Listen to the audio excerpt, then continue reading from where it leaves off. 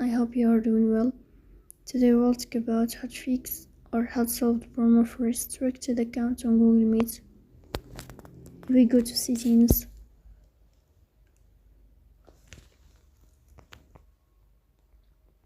Here we click on apps, default apps, app settings.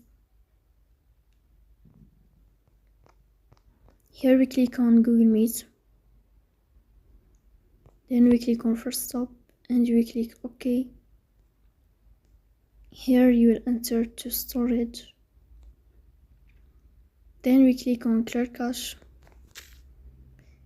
In the end, you will turn off your phone and you will wait a moment to restart your phone again to fix that problem.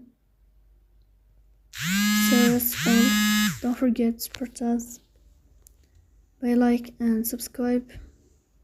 See you next time and thank you for your watching and your